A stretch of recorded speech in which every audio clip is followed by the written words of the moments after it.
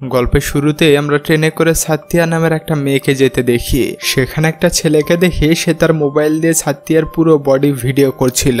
এরা মূলত মেয়েদেরকে এভাবে ভিডিও করে তাদেরকে ব্ল্যাকমেল করে। সে তো ভিডিও করছিল, তখনই সাথিয়া চোখ খোলে, কারণ এটা তাদের প্ল্যান ছিল। আর সাথিয়াও কোনো সাধারণ মেয়ে নয়, সে একজন আইপিএস অফিসার। সে তার টিম নিয়ে তাদেরকে ধরার জন্য এখানে এসেছে। ছেলেটা ভয় পেয়ে যখন সে এখান থেকে চলে যাবে, সাথিয়া তাকে পিছন থেকে ধরে ফেলে। তখন সাথিয়া কিছু একটা মনে করে তাকে ছেড়ে দেয়। আসলে সে তাকে একা ধরবে না, তার পুরো টিমকে ধরবে, এই কারণে ছেড়ে দেয়। ছেলেটা দৌড়ে যখন সেইখান থেকে পালাচ্ছিল, তখন সাথিয়া সেইখানকার সিসিটিভি কন্ট্রোল রুমে ফোন করে আর তার থেকে ডিটেলস নিয়ে সেই ছেলে যে এখানে গিয়েছে তারাও সেইখানে যায় এবং তাদের টিমের সবাইকে গ্রেফতার করে সেইখান থেকে নিয়ে আসে। এরপর সাথিয়া মিডিয়ার সামনে এসে মেয়েদেরকে সতর্কভাবে চলতে বলে আর সেই অনুযায়ী তাদেরকে একটা মোবাইল অ্যাপস সম্পর্কে বলে, যেটা তাদের টিমেরা মিলে বানিয়েছে। আর এটা ইউজ করলে মেয়েরা অনেকটাই নিরাপদে থাকবে। আর দেখতে দেখতে সেই অ্যাপসটা দেশের সব মেয়েরা ব্যবহার করতে শুরু করে। এরপরের সিনে হাসিনা নামের একটা মেয়ে সাথিয়ার কাছে কমপ্লেন নিয়ে আসে যে সে ঘর থেকে পালিয়ে প্রকাশ নামের একটা ছেলেকে বিয়ে করেছে। বিয়ের পর থেকেই সে তাকে অনেক টর্চার এবং মারধর করত, এমনকি তাকে রেখে অন্য মেয়েগুলোকেও তার ঘরে নিয়ে আসতো। সে আরো বলে, আমি তাকে ডিভোর্স দিতে চেয়েছিলাম কিন্তু সে সেটা করতে দেয়নি। সাথিয়া তখন সেই মেয়েটার শরীরে অনেক জখম দেখতে পায়। এটা দেখে সে বুঝতে পারে প্রকাশ তাকে মেরে মেরে এসব করেছে। সে সাথে সাথে প্রকাশকে ফোন করে। সে তার পরিচয় দেয় আর ধমকিয়ে বলে, এরপর যদি তুমি হাসিনার সাথে এমন করো তাহলে আমার থেকে খারাপ আর কেউ হবে না, কোনো কিছু না দেখে সোজা লকাবে ঢুকাবো। এসব শুনে প্রকাশও তো খুবই টেনশনে পড়ে যায়। এদিকে সাথিয়া হাসিনাকে তার নাম্বার দেয় আর বলে, এরপর কোনো সমস্যা হলে সোজা আমাকে ফোন করবে, তারপর আমি সব দেখে নেব। এরপর সাথিয়া ওইখান থেকে একটা বিয়ের মণ্ডপে আসে, কারণ আজ তার বিয়ে হওয়ার কথা ছিল কিন্তু সে অনেকটাই দেরি করে ফেলেছে। সে দেখে তার হবু স্বামী আমার সেইখানে বসেছিল, সব মেহমানেরাও সেইখান থেকে চলে গিয়েছে। কিন্তু আমরের এসব নিয়ে কোনো মাথা ব্যথা নেই, কারণ সে সাথিয়াকে অনেকটাই ভালোবাসে। সে তার পরিবারকে এই ব্যাপারটা বুঝিয়ে তখনই সাথিয়াকে বিয়ে করে ফেলে। বাহ, বেশ ভালো কথা। কিন্তু একটু পর সাথিয়া যখন তার ফোনটা বের করে, তখন সে হাসিনা নামের সেই মেয়েটার অনেকগুলো কলস দেখতে পায়। সে তখনই হাসিনাকে ফোন করে কথা বলে। হাসিনা তাকে তার ওইখানে আসতে বলে, কারণ প্রকাশ তার উপরে হামলা করেছে। এটা শুনে সাথিয়া জলদি কার নিয়ে হাসিনার বাসার দিকে যেতে থাকে। রাস্তার মধ্যে যেতে যেতে সে হাসিনার সাথে কথাও বলছিল। সে শুধু বলতে থাকে, প্রকাশ আমার এখানে এসেছে ম্যাডাম, আর আমাকে মেরে ফেলার হুমকি দিচ্ছে। আমি দরজা বন্ধ করে রেখেছি, আপনি তাড়াতাড়ি চলে আসুন। তাদের কথা বলা শেষ হয়নি, তখনই প্রকাশ দরজা ভেঙে ভিতরে আসে আর হাসিনাকে ধরে অনেক বাজে ভাবে মারতে থাকে। ফোনের মাধ্যমে সাথিয়া এসব শুনতে পাচ্ছিল। হাসিনা তার ফোন নেওয়ার চেষ্টা করলে প্রকাশ তাকে সেটাও নিতে দেয় না। এদিকে সাথিয়া রেগে মেগে গাড়ি নিয়ে আসতে থাকে। একটু পর সেখানে এসে সে তার বাসার ভেতরে আসে, কিন্তু সেখানে সে কাউকে দেখতে পাচ্ছিল না। তখনই সে বাইরে এসে দেখে প্রকাশ হাসিনার গলায় ছুরি ধরে রয়েছে। সে সাথিয়ার সামনেই তার গলাটা কেটে দেয়। এটা দেখে সাথিয়া তার উপর গুলি করা শুরু করে, কিন্তু সে দৌড়াচ্ছিল বলে তাকে গুলিগুলো লাগছিল না। সে কোনো মতে সেখান থেকে ভেগে চলে যায়। তখন সাথিয়া এসে হাসিনাকে হাসপাতালে নিয়ে যাওয়ার জন্য গাড়িতে উঠায়। হাসিনা শুধু তাকে বলে, আমার ভাইয়ের খেয়াল রেখো, এই বলে সে সেখানেই মৃত্যুবরণ করে। এটা দেখে সাথিয়া খুবই কষ্ট পায় যে আমি তাকে বাঁচাতে পারলাম না। সে মানসিকভাবে অনেকটাই ভেঙে পড়ে, কিন্তু কি আর করার। পরের দিন তার জানা যায় তারাও সেইখানে আসে আর হাসিনার বাবার কান্না করা দেখে সাথিয়া আরো ভেঙে পড়ে। হাসিনার ভাই ইকবাল সাথিয়ার ওপর অনেকটাই রেগেছিল, কারণ সে মনে করছিল তার জন্যই তার বোনের মৃত্যু হয়েছে। সে যদি সঠিক সময় তার ফোনটা ধরতো তাহলে হয়তো তার বোন বেঁচে থাকতো। পরের দিন সাথিয়া তার সব গুলিগুলো ফায়ার করেছিল বলে পুলিশ তাকে সাসপেন্ড করে এবং তার থেকে তার বন্দুকটাও নিয়ে নেয়। রাতে সে ঘুমাচ্ছিল, কিন্তু হাসিনার ভাবনায় সে কোনোভাবেই ঘুমাতে পারছিল না। সে তার ঘটনাটি ভুলতেই পারছিল না, সব সময় তার ভাবনায় মাথার মধ্যে আসছিল। সে তারপর থেকে হাসিনার খুনি প্রকাশকে সব জায়গায় খুঁজতে থাকে। সেদিন সাথিয়া হাসিনার বাবার সাথে কথা বলার জন্য তাদের বাসায় আসে। সে তাকে কিছু টাকা দিতে চাইলে তিনি নেয় না। তখনই সেখানে ইকবাল এসে সাথিয়াকে দেখতে পেয়ে প্রচন্ড রেগে যায়। সাথিয়া তার সাথে কথা বলতে চায়, কিন্তু সে তার কোনো কথা না শুনে গিয়ে দরজা লেগে দেয়। সে শুধু ইকবালকে এটাই বলে যে আমিও তোমার বোনের মতোই, তোমার বোনের হত্যার বিচার আমি করব, তুমি আমাকে ভরসা করতে পারো, এই বলে সাথিয়া সেখান থেকে চলে আসে। এই ঘটনার পর থেকে সাথিয়া অনেক ডিপ্রেশনে থাকে। সে কোনোভাবেই তার সংসার জীবনে মনোযোগ দিতে পারছিল না। এর ফলে তাদের বাচ্চাটাও বারবার মিস হয়ে যাচ্ছিল। পরের দিন সাথিয়া তার এক বন্ধুর মাধ্যমে জানতে পারে প্রকাশ একটা জায়গায় পার্টি করছে। সে তার ওই বন্ধুর সাথে সেইখানে আসে। সেখানে একজনকে প্রকাশ মনে করে তারা গান ফায়ার করে। একটু পর দেখে সে প্রকাশ নয়। সাথিয়া জানতে পারে প্রকাশ এই মেয়েটাকে ধোঁকা দিয়েছে। এই ব্যাপারগুলো নিয়ে ভাবতে থাকে যে না জানি সে কত মেয়ের জীবন নষ্ট করেছে। সাথিয়া সেখান থেকে পুলিশ স্টেশনে এসে দেখে হাসিনার বাবা পুলিশ স্টেশনে এসেছে। তিনি সাথিয়াকে জানায় ইকবালকে খুঁজে পাওয়া যাচ্ছে না, সে কোথায় যেন হারিয়ে গেছে। এই কথা শুনে সাথিয়া আরো টেনশনে পড়ে যায়। সে এখন কি করবে বুঝতে পারছিল না। একদিকে সাথিয়া হাসিনার কথা বলতে পারছিল না, এদিকে ইকবালও আবার নিখোঁজ হয়ে গেল। সব মিলিয়ে সে যেন একটা লুপের মধ্যে পড়ে গিয়েছে। সাথিয়া এবার সেখান থেকে ইকবালের কলেজে আসে। সে সেখানকার সিসিটিভি ফুটেজ দেখে বুঝতে পারে ইকবালকে এখানেই লাস্টে দেখা গিয়েছিল। তখন সেখানকার একজন সাথিয়াকে বলে সিসিটিভি ফুটেজের অনেক অংশই কেটে বাদ দেওয়া হয়েছে ম্যাডাম, আমার দেখে তো তাই মনে হচ্ছে, জানি না এটা কে করেছে। এবার সেই লোকটা আশেপাশে থাকা বিল্ডিং এর সিসিটিভি ফুটেজগুলো চেক করতে থাকে। আর চেক করার পর তারা একটা BMW কারকে নোটিস করে। সেই কারটা লাস্ট ইকবালের পাশ দিয়েই গিয়েছিল। তাই তারা সেই কারের নাম্বার নিয়ে সেটা কার সেটা তারা বের করে ফেলে। দেখে সেই কারটা আর কারো নয়, সেখানকার এমপির ছেলে ঋষির। ঋষি নামে সেই ছেলেটা মাঝে মধ্যে ইকবালের কলেজে আসতো। এবার সাথিয়া সেইখান থেকে সোজা এমপির বাসায় চলে আসে তার ছেলের সাথে কথা বলার জন্য। কিন্তু তিনি তার ছেলের সাথে তাকে কোনোভাবেই দেখা করতে দেয় না, বলে ম্যাডাম সে তো বাসায় নেই। কিন্তু সাথিয়া এদিকে আসতে দেখে তার ছেলে জানালা লেগে দিচ্ছে। এটা দেখে তার আর বুঝতে বাকি থাকে না যে সেও এর সাথে জড়িত। তারা এবার সেখান থেকে চলে আসে। রাতের বেলা সাথিয়া হাসিনাদের বাসায় আসে। সেখানে তার ইকবালের ছোটবেলার বান্ধবী দিভিয়ার সাথে দেখা হয়। সাথিয়া তাকে বলে দেখো আমি জানি তুমি ইকবালের ভালো একজন বন্ধু, তো তোমার আর ঋষির মধ্যে কি সম্পর্ক এটা আমি জানতে চাই। যখন ইকবালের বাবা ইকবাল নিখোঁজ হওয়ার ব্যাপারটা থানায় জানাতে এসেছিল তখন তোমাদের সাথে সেই এমপির ছেলে ঋষিও ছিল, তাই কোনো কিছু না লুকিয়ে সব সত্য কথাগুলো আমাকে বলো। এ কথা শুনে দিভিয়া সাথিয়াকে তার কাহিনীটা শোনাতে থাকে আর আমাদেরকে সেটা ফ্ল্যাশব্যাকে দেখানো হয়। তো ছোটবেলা থেকে হাসিনা দিভিয়া এবং ইকবালকে পড়াতো, তখন থেকেই তারা দুইজন একসাথে বড় হয়েছে এবং একসাথে স্কুল শেষ করেছে। বড় হয়ে ইকবাল এবং সে দুজনে MBBS করছিল। একদিন হাসপাতালে একটা রোগীর রক্তের প্রয়োজন হয়। দিভিয়া একজনের থেকে রক্ত নিতে গেলে দেখে সে স্মোক করেছে। এজন্য সে তাকে অনেক বকাবকি করে তার থেকে আর রক্তই নেয় না, বরং সে বাইরে এসে চিল্লাতে থাকে যে ও নেগেটিভ রক্তের কেউ কি আছো।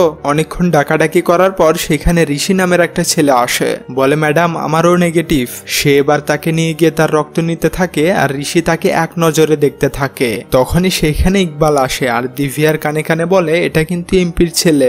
দিভিয়া বলে তাতে কি হয়েছে, তার শরীরে কি রক্ত নেই। এবার রক্ত নেওয়া হয়ে গেলে দিভিয়া তাকে একটা জুস ধরিয়ে দেয়। ঋষি বলে আমি কি এখন যেতে পারি।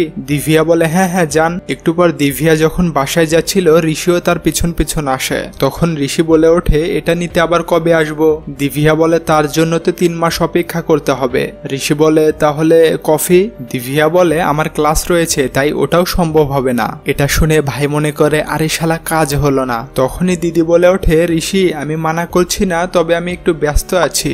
এই মেরে দিয়েছে রে, শুরু হয়ে যায় নিপ্পা নিপ্পির চুলকানি। ঋষি তার সাথে দেখা করার জন্য প্রতিদিনই হাসপাতালে আসতো। এভাবে কিছুদিনের মধ্যেই তাদের মধ্যে একটা ভালো সম্পর্ক গড়ে ওঠে। একদিন দিভিয়া দেখে ক্লাসের মধ্যে একটা ছেলে তার দিকে চেয়ে আছে। এটা দেখে সে একটু বিরক্ত হয়। এরপর ইকবালের দিদি হাসিনা যখন মারা যায় সে তাকে সান্ত্বনা দেয়। সেদিন কলেজে দিভিয়া ফটো উঠাচ্ছিল, তখনই ক্লাসের সেই ছেলেটা সেইখানে আসে এবং দিভিয়ার সাথে অনেক খারাপ ব্যবহার করা শুরু করে। এসব দেখে ইকবাল তাকে বাধা দেওয়ার চেষ্টা করে কিন্তু সে তাকে ধাক্কা মেরে ফেলে দেয়। তখনই সেখানে ঋষি এসেই তাকে মারা শুরু করে। ছেলেটা তার দিকে তাকিয়ে থাকে। সিকিউরিটি গার্ডরা তাকে সেখান থেকে নিয়ে যায়। এই ঘটনার জন্য সে দিভিয়ার সাথে অনেক চিল্লাচিল্লি করতে থাকে। তাদের দুজনের মধ্যে ইকবাল কথা বলে বলে সে তাকে থাপ্পড় মেরে ফেলে দেয়। সিন এখানেই ফ্ল্যাশব্যাক শেষ হয়ে আবারও সাথিয়ার কাছে আসে। এসব শোনার পর সে ঋষিকেও সন্দেহ করা শুরু করে যে সে হয়তো ইকবালকে কিছু একটা করেছে। সে তখনই এটা জানার জন্য তার টিমকে নিয়ে ইকবালের অফিসে আসে। সেখানে সাথিয়া আসলে ঋষি তাকে দেখে তো অবাক হয়ে যায়। যেখানে আমরা দেখি ঋষি তার কোম্পানিতে একটা গেম বানিয়েছে যেখানে দুইজন ব্যক্তি তাদের আইডি বানিয়ে সেইখানে খেলতে পারবে। সাথিয়া নিজে এবার তার গেমটা খেলে এবং তারা সেখানে একটা ইনফরমেশন পায় যে এখানে দেখে ঋষি সব থেকে বেশি গেম খেলতো নেহা নামের একটা মেয়ের সাথে। শুধু তাই নয়, সে বিজয় নামের একটা ব্যক্তির সাথেও গেমের মধ্যে কনভারসেশন করেছে।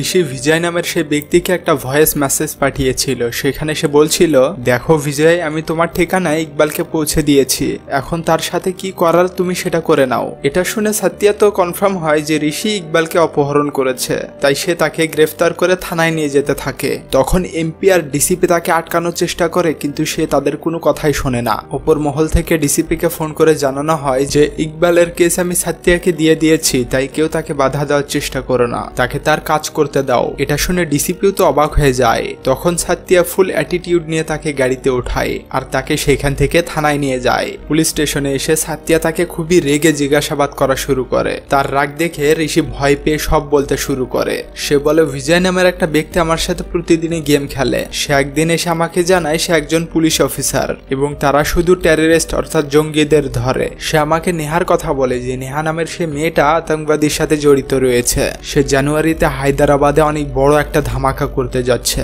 এই কথা শুনে তো আমি ভয় পেয়ে যাই। আমি তখন নেহার আইডিটা চেক করে সেখানে তার একটা অ্যাড্রেস খুঁজে পাই। সেই অ্যাড্রেস অনুযায়ী আমি তাকে দূর থেকে ফলো করতে থাকি। তখন আমি সেখানে ইকবালকে দেখতে পাই আর আমি এটাও জানতে পারি গেমের মধ্যে সেই নেহা নামের মেয়েটা আর কেউ নয়, সেটা ইকবালেরই ফেক আইডি ছিল। আসলে ইকবাল জঙ্গিদের সাথে মিশে কাজ করা শুরু করেছিল। তারপর আমি বুঝতে পারি বিজয় আসলে সত্য কথাই বলেছিল। আমি এবার বিজয়ের কথা মতো ইকবালকে অপহরণ করার জন্য তার কাছে আসি এবং তার ঘাড়ে ইনজেকশন পুশ করে তাকে বেহুশ করে ফেলি আর তাকে সেখান থেকে একটা জঙ্গলে নিয়ে যাই। জঙ্গলে তাকে ফেলে রেখে আমি চলে আসবো, তখনই পিছন থেকে সে আমার কলার ধরে ফেলে। তার এমন ভয়ানক চেহারা দেখে আমি অনেক ভয় পেয়ে যাই। একজন সাদামাটা ছেলে যে কিনা কখনো লড়াই করতো না, সে এইভাবে আমার কলারটা ধরবে আমি কখনো ভাবিনি। তার চেহারায় যে রাগ দেখেছি না, আমি বুঝতে পেরেছি সে আর আগের মতো নেই। তার সাথে জোরাজোরি করতে করতে আমি তাকে ধাক্কা দিলে সে সেখানে পড়ে যায়। তখন আমি সেখান থেকে গাড়ি নিয়ে তাড়াতাড়ি চলে আসি। এসব কথা শুনে সাথিয়া তো খুবই টেনশনে পড়ে যায়। সে তখনই তার টিমকে নিয়ে সেই জঙ্গলে আসে যে এখানে সে ইকবালকে নিয়ে এসেছিল, কিন্তু তারা সেখানে এসে দেখে ইকবাল আর সেখানে নেই। সেখানে একটা গাছের ডালের সাথে কিছু রক্ত দেখতে পায়। এসব দেখে সাথিয়া তো বুঝতে পারছিল না সে এখন কি করবে। তখন সে সামনে আরো কিছু রক্ত দেখতে পায়। সেই রক্ত ফলো করে গিয়ে দেখে ইকবাল এখানে পড়ে রয়েছে। তখন আমরা দেখি রাতের বেলা ঋষি যখন তাকে ধাক্কা দিয়েছিল সে সেখানে পড়ে যাওয়ার ফলে তার পেটে সেই ডালটা ঢুকে গিয়েছিল। তবে ইকবাল এখনো মরেনি, জীবিত আছে। তাই তাকে তাড়াতাড়ি করে হাসপাতালে নিয়ে যাওয়া হয়। সাথিয়া সেখান থেকে চলে আসবে, তখনই সাথিয়া সেখানে একটা লকেট দেখতে পায়। আর সেই লকেটটা আর কারো নয়, ইকবালের বোন হাসিনার ছিল, যেটা প্রকাশ হাসিনাকে মেরে ফেলার পর তার কাছে রেখে দিয়েছিল। এটা দেখে সাথিয়ার সন্দেহ হয় তাহলে ইকবালের কাছে এই চেনটা কিভাবে এলো। এখন হতে পারে এর পিছনে প্রকাশের হাত রয়েছে, যে কিনা ইকবালকে ফাঁসাতে চাইছে। কারণ সে সাথিয়াকে চ্যালেঞ্জ করেছিল যে হিম্মত থাকলে সে যেন তাকে ধরে দেখায়। এবার হাসপাতালে ইকবালকে নিয়ে আসার পর ইকবাল তো কোমায় চলে যায়। এদিকে এমপিও ডিসিপির সাথে তার ছেলের ব্যাপারে কথা বলতে থাকে। ডিসিপি বলে এতদিন তো ঋষির বিরুদ্ধে অপহরণের কেস রয়েছে আর এখন ইকবালের এই অবস্থা করে অ্যাটেম্প টু মার্ডারের কেস হয়ে গিয়েছে। ইকবাল যদি হাসপাতালে মারা যায় তাহলে মার্ডার কেসে ফেসে যাবে সে, আর এই কেসটা আমার হাতেও নেই, তাই আমিও কিছু করতে পারবো না। এমপি বলে তাহলে এখন বাঁচার উপায় কি? ডিসিপি বলে তাকে কিছুদিন পালিয়ে থাকতে হবে, তার মোবাইল ফোন সব যেন বন্ধ থাকে, এমনকি সে যেন আর গেমও না খেলতে পারে। এবার ঋষি কোনো উপায় না পেয়ে বাসা থেকে পালিয়ে যায়। পুলিশেরা তখন তার বাসায় এসে তাকে আর খুঁজে পায় না।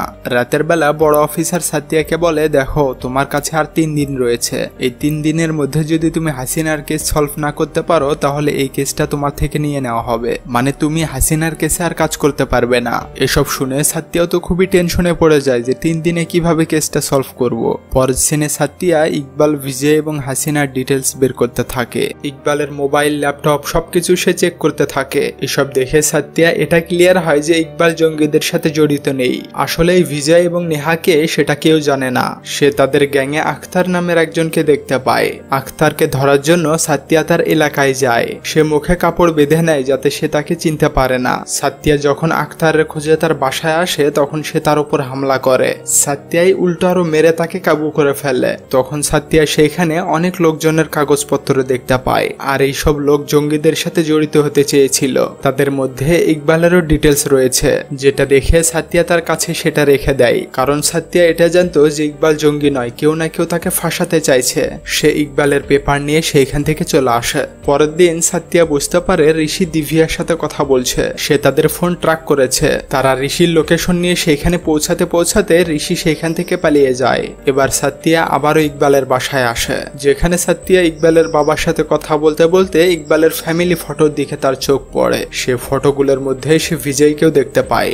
সাথিয়া ইকবালের বাবাকে তার কথা বললে তিনি বলেন এটা আমার শালা হয়, সে পাকিস্তানে থাকে। সে তো হাসিনাকেও সেখানে নিয়ে যেতে চেয়েছিল, কিন্তু আমি নিয়ে যেতে দেইনি, কারণ আমি জানতে পারি সে সেখানে মেয়েদেরকে দিয়ে 2 নাম্বার কাজ করাতো, এজন্য আমি মানা করে দিয়েছি। এটা শুনে সাথিয়া সাথ্যিয়া তো অবাক হয়ে যায় যে কেউ না কেউ বিজয়ের ফেক প্রোফাইল খুলে তার সাথে কথা বলতো, কিন্তু এইসব কে করেছে এইটা এখন দেখার বিষয়।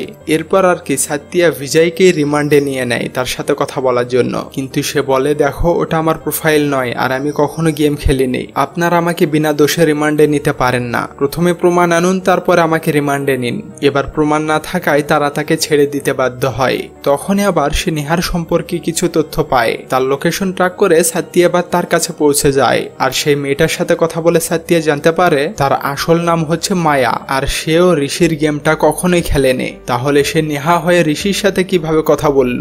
সাথ্যিয়া আবারও টেনশন করতে থাকে যে এইসব কি হচ্ছে, আসলে এর পিছনে কি আছে যে তাদের ফেক আইডি খুলে তাকে ফাঁসানোর চেষ্টা করছে।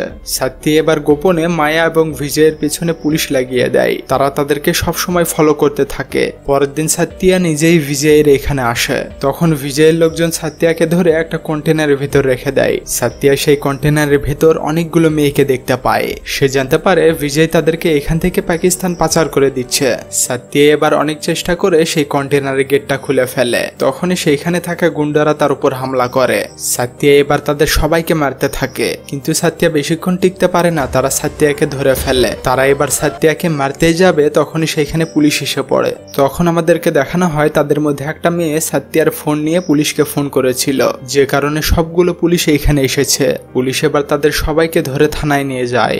এবার সাথ্যিয়া যখনই বাসায় আসে তার হাজবেন্ড আমার তো খুবই রেগে থাকে, তাকে বলে তুমি টানা 2 দিন পর বাসায় আসলে, তোমাকে বুঝতে হবে চাকরির বাহিরেও তোমার একটা দুনিয়া রয়েছে। কত কেস আসে আর চলে যায়, কিন্তু হাসিনার কেসে তুমি কি পেয়েছো যে তোমাকে এত পরিশ্রম করতে হবে? তখন সাথ্যিয়া তাকে বলে যখন হাসিনাকে মেরে ফেলেছিল তখন তার পেটে একটা বাচ্চা ছিল, আমি হাসিনার সাথে সাথে সেই বাচ্চাটাকেও বাঁচাতে পারিনি যে কিনা এই দুনিয়ার আলো দেখতে পারেনি, আর এটাই একমাত্র কারণ সেজন্য আমি নিজের প্রতিও ধ্যান রাখতে পারছি না। যতক্ষণ হাসিনার কেস না সলভ করেছি না ততক্ষণ আমার ঘুম হবে না। এটা শুনে তো আমারও হয়রান হয়ে যায়। সে সাথ্যিয়াকে কান্না করা দেখে তাকে সামলায়। পরের সিনে আমার সাথ্যিয়াকে বলে দেখো আমি বিজয় এবং নেহার সেই SMS গুলো দেখেছি, তাদের লেখার তরিকা একদম সেম টু সেম, আমার মনে হয় এই 2 ফেক আইডি একটা মানুষই চালাতো। পরের সিনে সাথ্যিয়ার সেই বন্ধু সাথ্যিয়াকে ফোন করে বলে সাথ্যিয়া আমি জানতে পেরে গেছি যে প্রকাশ কোথায় রয়েছে। সাথ্যিয়া আর দেরি না করে তাড়াতাড়ি গিয়ে তার সাথে দেখা করে। সে সাথ্যিয়াকে একটা গানও দেয়। গান নিয়ে সাথ্যিয়া প্রকাশকে ধরার জন্য যখনই তার বাসায় আসে তখন তার এই অবস্থা দেখে সে তো পুরো শক খায়, কারণ প্রকাশ একেবারে রোগা হয়ে গিয়েছিল,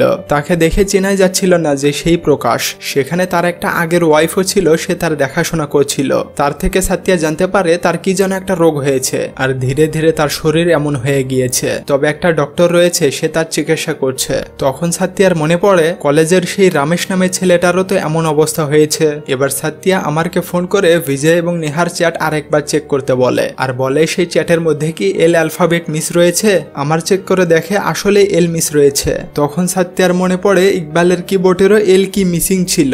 সে এবার প্রকাশের স্ত্রীকে ইকবালের ছবি দেখিয়ে বলে এটাই কি সেই ডক্টর যে তার চিকিৎসা করতে আসে? তার স্ত্রী বলে হ্যাঁ এটাই সেই ডক্টর। এটা শুনে সাথ্যিয়া বুঝতে পেরে যায় এসবের পিছনে ইকবালেরই হাত রয়েছে, মানে এতক্ষণ যাকে সাথ্যিয়া মাসুম ভাবছিল সে আসল ক্রিমিনাল। তখন আমাদেরকে এদিকে ইকবালকে দেখানো হয় তার জ্ঞান ফিরেছে। সে উঠেই সেখান থেকে ঋষির বাসায় চলে আসে। সেখানে ঋষিকে দেখে ইকবাল তাকে সবকিছু বলে যে নেহা এবং বিজয়ের ফেক প্রোফাইল খুলে আমি তোমাকে ফাঁসিয়েছি। এটা শুনে তো ঋষি একদম রেগে যায় আর তার কলার এসে ধরে আর তাকে বলে তুই এসব কেন করেছিস বল। ইকবাল তখনই তার ঘাড়ে একটা ইনজেকশন পুশ করে, যার ফলে ঋষি সেখানেই পড়ে যায়। তখন সে বলে এমনই ভাবে ইনজেকশন আমি প্রকাশকেও করেছি, আর ডাক্তার হয়ে প্রতিদিনই তার বাসায় গিয়ে সেই ইনজেকশন পুশ করতাম, আর সেই কারণে প্রকাশের ওই অবস্থা হয়েছে। তখন দিভিয়া বলে তুমি এসব কেন করেছো আর কি জন্য করছো? ইকবাল বলে তুমি দেখোনি সে আমার বোনের কি হাল করেছে, পুলিশ তাকে খুঁজে পাচ্ছিল না তাই আমি তাকে খুঁজে বের করে তার ওই অবস্থা করেছি। তুমি যখন ঋষির সাথে মিশো তখন আমার তাকে দেখে প্রকাশের কথা মনে হয়, আমার মনে হতো সেও তোমাকে আমার বোনের মতো হত্যা করবে, এজন্য আমি তাকে ফেক প্রোফাইল দিয়ে ফাঁসিয়েছি আর তাকে প্রকাশের মতোই হাল করার প্ল্যান করেছি। এবার সে আবারও ঋষিকে ইনজেকশন পুশ করবে, তখনই সেখানে সাথ্যিয়া চলে আসে। সে তাকে থামতে বলে আর বলে তোমার ব্যাপারে আমি সবকিছু জেনে গেছি, তোমার জন্য ভালো হবে তুমি ইনজেকশন ফেলে দিয়ে আমাদের কাছে স্যালেন্ডার করো। তারপরও ইকবাল তার কোনো কথাই শুনছিল না। তখন সাথ্যিয়া তার বোন হাসিনার কথা বলে যে তোমার বোন কিন্তু তোমাকে ডাক্তার হিসাবে দেখতে চেয়েছিল। ইকবাল তার কথাগুলো শুনে সাথ্যিয়ার মধ্যেই সে তার বোনকে দেখতে পায় আর তার ছোটবেলার স্মৃতিগুলো মনে পড়তে থাকে। তখনই ইকবাল ইনজেকশনটা ফেলে দিলে পুলিশ গিয়ে তাকে ধরে আর ঋষিকে হাসপাতালে নিয়ে যাওয়ার ব্যবস্থা করে। পুলিশ ইকবালকে যখন নিয়ে যাচ্ছিল তখন সাথ্যিয়া তাকে দাঁড় করায় আর তার বোনের লকেটটা ইকবালকে দিয়ে দেয়। সিন এখানেই কাট হয়ে কয়েক বছর পর দেখানো হয়। আমরা দেখি সাথিয়া এতদিন পর প্রেগন্যান্ট হয়েছে। তার প্রেগন্যান্ট হওয়া দেখে এই মুভিটা এখানেই শেষ হয়। তো আমি জানি মুভিটা অনেকেরই ভালো লাগেনি, কারণ মুভিটা আমারই ভালো লাগেনি, তারপরও বাধ্য হয়ে দিতে হলো কারণ এই স্ক্রিপ্টটা অনেকদিন ধরে পড়েছিল। আর এতক্ষণ পর্যন্ত সাথে থাকার জন্য আপনাকে অসংখ্য ধন্যবাদ।